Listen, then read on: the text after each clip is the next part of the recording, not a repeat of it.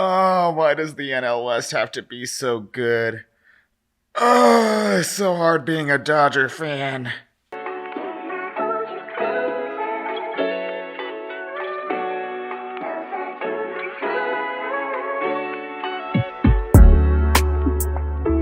Welcome to the Dugout. I'm your host, Joseph Silva.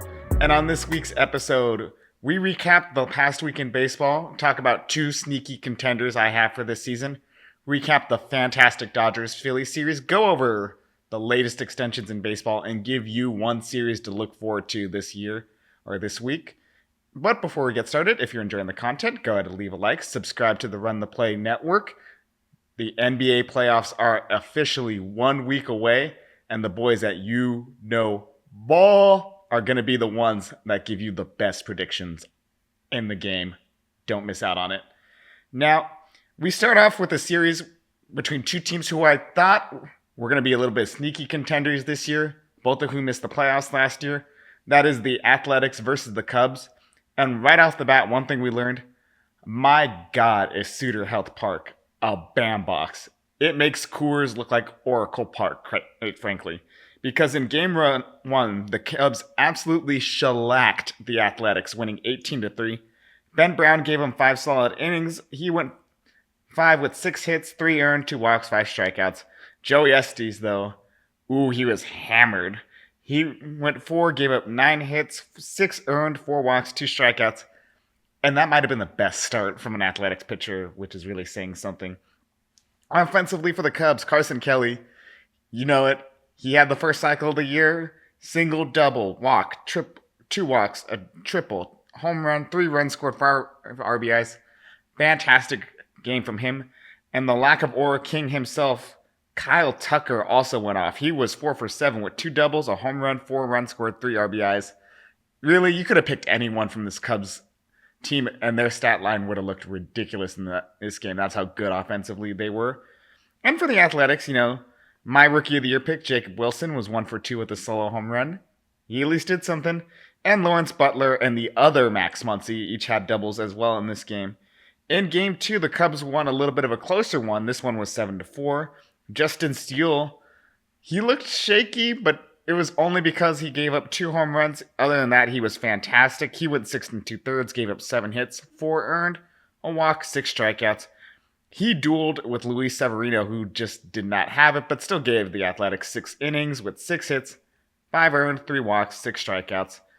And offensively for the Cubs, this was just the Kyle Tucker show this series, quite frankly, because he was 2 for 3 with another 2 walks, a double, and a solo home run, scored 3 runs. And Seiya Suzuki also was 2 for 5 with a 3-run home run. Again, just another offensive barrage from this Cubs team. And for the Athletics, Brent Rooker continues to show that maybe he might be the best DH in the AL West. No shot at Yordan Alvarez. He's just been that good in this past season. He was 1 for 3 with a walk and a 2-run home run, scored 2 runs. And of course, my man Shea Banger Lears, he was 2 for 4 with a 2-run home run. And in the finale, the Athletics did no chance. Cubs absolutely mollywopped them 10-2. Jameson Taillon pitched the best game for Chicago. He went 6 innings, 4 hits, 2 earned, 3 walks, 7 strikeouts. And newly acquired Jeffrey Springs was not great for the Athletics. He went 3 innings, 5 hits, 4 earned, 4 walks, 3 strikeouts. And offensively for the Cubs, I'm not going to talk about Kyle Tucker this time. I'm instead going to go back to Seiya Suzuki because he was 3 for 5 with a walk and 2 home runs, drove in 5. He had himself a series. If it wasn't for what Tucker did in this series, we would be talking about how Seiya Suzuki just went off. And of course, Pete Crow Armstrong had his first game of the year, 2 for 4 with a double, a run scored, an RBI, and a stolen base. Really, he is great defensively. If he puts together performances like this, man, the sky's the limit for Crow Armstrong. And offensively for the Athletics, Brent Rooker was 1 for 4 with a 2-run home run, and future Rookie of the Year winner Jacob Wilson was 3 for 4 with a double.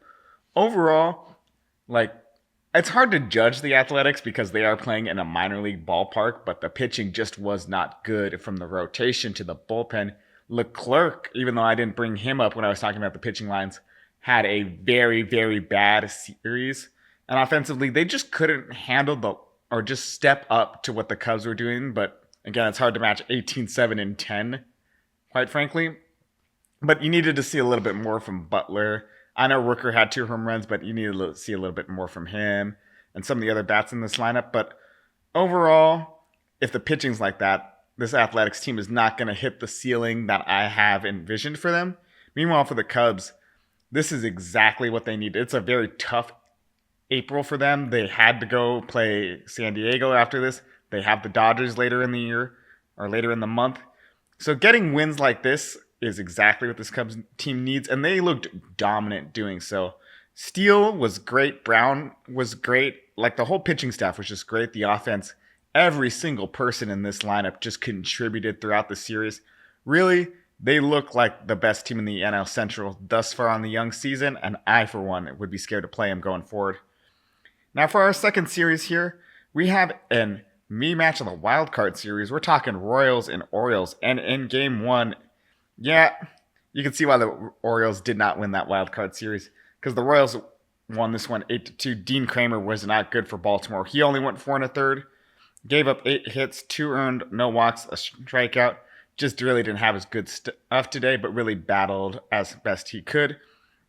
On the other side, Le Spinny Curveball Man, Sith Lugo, he went 6 innings, gave up 5 hits, and earned 1 run, a walk, and 2 strikeouts. Meanwhile, offensively for the Orioles, Heston Kjerstad, 2 for 3 with an RBI and a run scored, and Tyler O'Neill and Cedric Mullins each added a double. Meanwhile, for the Royals, Vinny Pasquantino was 2 for 5, drove in 3. Also, Mikhail Garcia was 2 for 4 with a double, a run scored, and drove in 3. Just a dominant win for the Royals overall. Just did not compound for the problems compounded for Baltimore to start the season. Meanwhile, the Royals bounced back in Game 2. They won this one 8-1 with Tomoyuki Sagano having a good start. He went 5 1/3, 5 hits, an earned run, a walk, 4 strikeouts. I want to say he outdueled, but he pitched better than Michael Walker. He went 5 2/3 with 6 hits, 4 earned, a walk, and 5 strikeouts. And offensively for the Orioles, Tyler O'Neill, 2 for 3, a double, a triple, a run scored, 2 RBIs. He has filled in for Santander wonderfully, and you'd love to see it for this team. Meanwhile, Jackson Holliday looks like he might be hitting that number 1 prospect ceiling, because he was 3 for 4 with a triple, a run scored, and 2 driven in. And meanwhile, for the Royals, very hard to pick, because this is just not a great game for them offensively. But Bobby Witt Jr., a little bit of a slow start to the season, 1 for 4 with a solo home run. He's starting to get things going a little bit here.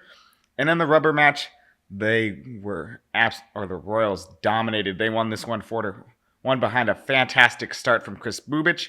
He went 6 2/3, 5 hits, and earned 1, a walk, and 8 strikeouts. 0.71 ERA on the year. I'm always hesitant of the reliever turned starter, but man, Bubich has been great. It's 2 starts, granted, but he's been great in these 2 starts. Love what I'm seeing out of him overall. He outdueled Cade Povich, who went 6 innings, gave up 13 hits, 4 earned, no walks, 4 strikeouts. And offensively for the Orioles, Ryan Mountcastle did all he could, but he just wasn't enough, quite frankly. He was 3 for 4 with a triple and scored their only run. Well, going back to the Royals, Bobby Witt Jr., don't overreact to the very slow start he had. He was 3 for 4 with a triple and a run scored. And Michael Massey was 1 for 4, added a 2-run double in this one. And overall, the Royals, they have not been great to start the year, but the pitching staff, again, you know what you're getting out of them. Is Reagans and Lugo are a good 1-2 punch. You saw how well Lugo pitched in this one. But, getting contributions from players like Chris Bubich in this rotation really does go a long way and help solidify them as a contender in a very crowded and weak AL Central here. And meanwhile, for the Orioles, it's bad, quite frankly. I don't want to overreact, but they are sub 500. They're not looking good. The offense isn't clicking that much. Gunnar Henderson just didn't have a great start to the year. Adley Rutschman had a great series in Toronto and has kind of fallen off since. Really, a lot of the pieces they were expecting to contribute just haven't. And it's very, very hard to see how they do it, especially because the rotation, as you saw in this series, has not been great and does not look to get a lot better. As Kramer was not great, Sagano was fine. Povich gave up 13 hits. If that's your rotation, you're really going to be struggling to win games in the regular season, let alone the postseason. Let's see if they can just kind of figure things out thus far in the young series. And the series to watch from last week's episode, the Philadelphia Phillies against my beloved Los Angeles Dodgers. Phillies won this series 2-1, but every game was close throughout, especially the first one, which ended up being a classic pitcher's duel that Philadelphia won 3-2.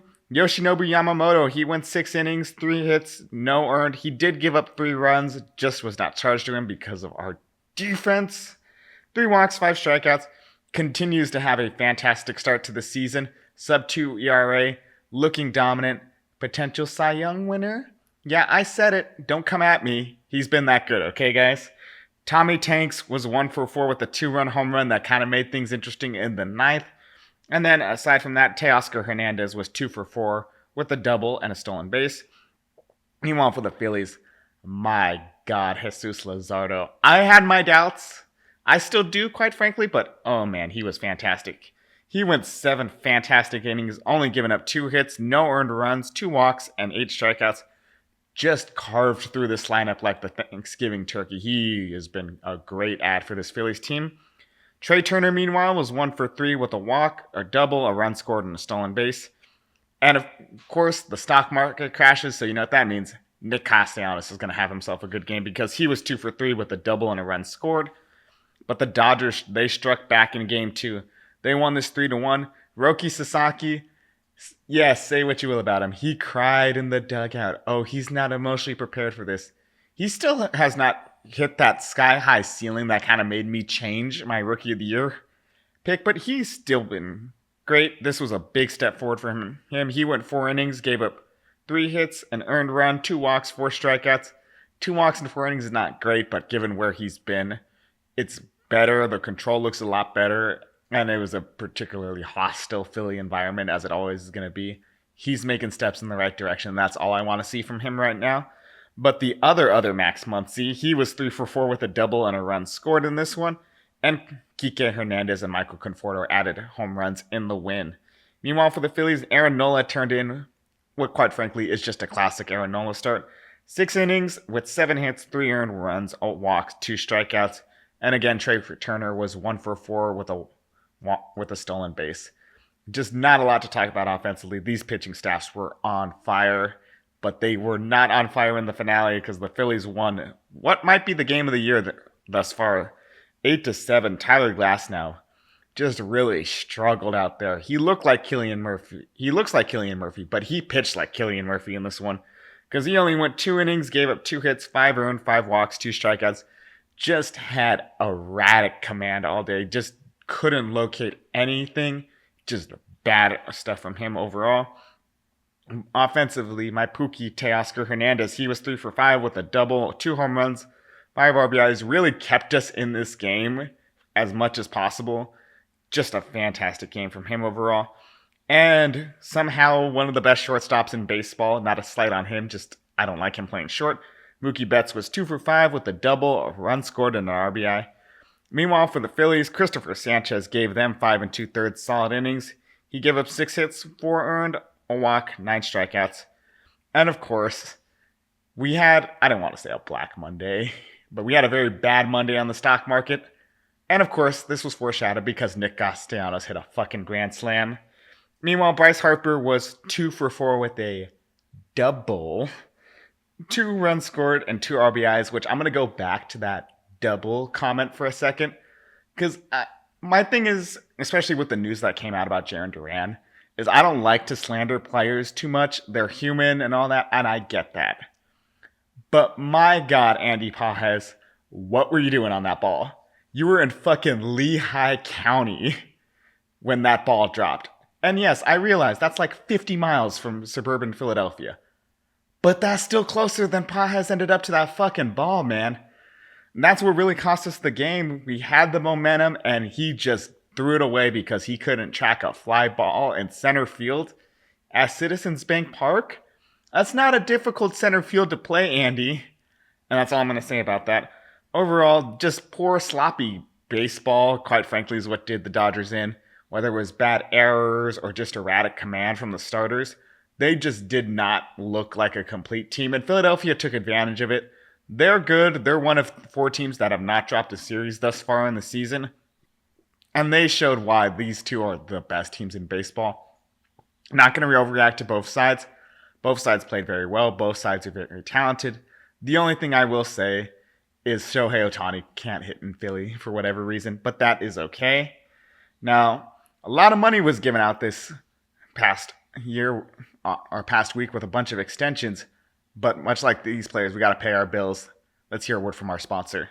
Man, okay, LeBron hit my parlay. Let's get it. Oh shit, he hit it? Yeah, bro. Look at this. I won $200. I told you parlay. How the heck did you win $200? I used Boom Fantasy. I used their pick and spin, spun the wheel, got 10 times my money. Bro, you gotta hook me up. If you use code RTP, you could get a risk-free bet up to $100. Let's get back to the video. Yeah, 4 players got extended in this past week, each of whom earned massive, varying degrees of massive, but still massive deals. And it started off with Christian Campbell. He got 8 years, $60 million from the Red Sox, which seems like a crazy thing to do, but he's been great to start the year. He's hitting .364 with 2 home runs, 5 RBIs, and a stolen base, sustained by a very high but not tenable walk rate of 19%. But it really shows that he has a great plate approach, and the bat speed and all that is going to come along as he starts to grow into his frame a little bit more, put on a little muscle. He's just been fantastic for the Red Sox this year. Really, really fun to watch. Give it up for Christian Campbell. After him, Jackson Merrill signed a 9-year, $135 million deal with the Padres. And it was revealed that AJ Preller, I don't like the man, quite frankly, but he is an identifier of talent because they've been working on this deal since he was in single A. You don't negotiate with players in single A.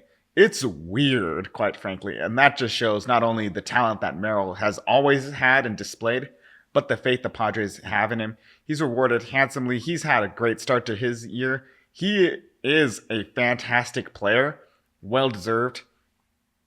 Of course, I've had to eat crow on Ketel Marte several times, and his signing of a 6-year, $116.5 million deal just adds more to my plate because he's just been so underrated with the Diamondbacks. Really good deal for both sides. He said he wanted to stay in Arizona. Arizona, of course, wants him to stay. They have a great championship window with a lot of young players coming up. Marte's the perfect guy to have around. Great deal for them. And of course, last but certainly not least, the Blue Jays have been shunned by basically every major free agent. It's a joke. It's a graphic that's been passed around. But they got their guy. They locked up Vladimir Guerrero Jr. for 14 years, $500 million. He has some of the best pure bat-to-ball skills of anybody in baseball. The big thing with him is just lift the ball, Vlad. But it really doesn't matter. If he does this without lifting the ball at even a league average rate, he's never going to do it. But if he does, he'd be a monster. He's already a monster, quite frankly. He really earned this extension. And for the Blue Jays, it's good they finally got someone to take all that Rodgers money. And hopefully this helps sustain them a little bit, make them contenders. Their young core of the past failed. Let's see what they can do with Vlad because it might be an attractive free agent destination. And now for the other piece of news I want to talk about from the cold open. The NL West is so fucking good, man. I hate it. It's good for baseball, but I absolutely hate it as a fan of a team in the division. As of right now, it's led by the Giants, who are they're on a roll, quite frankly. They're led by a fantastic pitching staff. I knew this going in. The rotation, yeah, Verlander has struggled a little bit, but Hicks, Webb, and Robbie Way have been phenomenal to start the year, led by a very electric bullpen. You know how good Walker and Doval and Rodgers are, and they really solidified it and showed it. They've not given up a single run between the 3 of them this season. On offensively, the outfield, oh my God, is it so good. Yastrzemski, Ramos, and Lee all have OPSs over 900. They have really carried the load for this team, and you really want to see it because the question was, could Ramos sustain his production? He has. Yastrzemski's gone back to the 2021 weird devil magic year, Mike Yastrzemski. And Jung-Hoo Lee has finally showed why they paid him so much money. He's busting out in what I don't want to call his true rookie year, but it has ended up being his true rookie year. Meanwhile, the Padres, they're, at the time of writing, 8-2. Jackson Merrill and Tatis, again, fucking electric between these two. They are dominating offensively. And again, the pitching staff has been awesome in the young year. The rotation is what I call a little Jekyll and Hyde. Dylan Cease had bad start. Now he have good start. Michael King have bad start. Now he have good start. Nick Pivetta have good start. He have bad start. But overall, it averages out to be a very good rotation led by, again, a super great bullpen. You know how good Suarez is, and Morejon has really stepped up in a big way, along with Jason Adams, to bridge the gap to Mr. Suarez and the back end of the bullpen. And of course, you have my beloved Los Angeles Dodgers. Don't need to spend too much time on them. You know they have a lot of come from behind acumen. The rotation is great, even though Blake Snell went down with injuries and has not looked great this year. If only someone saw that coming and could have warned them. But alas, it is what it is. You know how good Ohtani is. You know how good the whole lineup is. They're just a great team overall. Let's see if they could kind of keep this up, because this is what the division race was supposed to be in 2021, a 3-horse race between these three teams. It ended up being an all-timer between the Dodgers and Giants, where both teams won over 106 games, and one of them, my Dodgers, had to go to the wild card series. I'm not saying it's going to get that out of control. We are barely into the season here, but it looks like it could be a very fun division race out west. And I just want to tell you guys to keep an eye on it, because when the NL West is fun, my God, is it fun. And sticking in that vein, our series to watch is going to be this weekend's clash between the Giants and the Yankees in the Bronx. The Yankees have been an all-time offense to start the year. Yes, you can say the torpedo bats. Let's just drop it. We know. Aaron Judge, my God. Every time you think, oh, he can't do better than his 62 home run season, he does better. I'm like, surely he can't do better than, what do you have, like a 214 WRC plus last year? Turns out this man is Ruthian. And I don't say that lightly, because he, through his first 1,000 games, had the same number of home runs as Babe Ruth. And he is absolutely dominating with a 1,300 OPS so far in the season. 6 home runs, 324 average, 17 RBIs. Aaron fucking Judge, man. What is there to say about him at this point? And he won't even use the torpedo bat too, which is insane. He's a monster. So he, of course, is your player to watch for the Yankees and for the Giants. We talked about him earlier. You're going to see a lot of great pitching from them. Ray and Webb look to be going in this series. And offensively, I'm shouting out Elio Ramos, man. Again, I know contractually, legally, spiritually, whatever you want to say, as someone who has this logo on their head and roots for the Dodgers, I should hate everything about the San Francisco Giants. And I get that. But I just love the story of Elio Ramos too much, man. Top prospect, really hitting his ceiling and his stride out there in San Francisco. He's the player to watch here. 308 average, 3 home runs, 9 RBIs. There's a question of whether or not it's sustainable. I don't want to get into that. I just want to celebrate someone who worked so hard and finally hit his potential. It's a fun story. I'm going to keep shouting it out every chance I get here. And he's the player to watch for the Giants. But quite frankly, the way they're playing, everybody is the player to watch for the Giants. Shout out Hunter Green. You shut him out. You're my hero. I love you so much. But let me know in the comments down below. What division race are you looking at for the most? Am I overreacting a little bit? What's your series to watch? Let me know in the comments. As always, if you enjoy the content, go ahead and leave a like, subscribe to the Run the Play Network, and don't forget on the way out, play ball.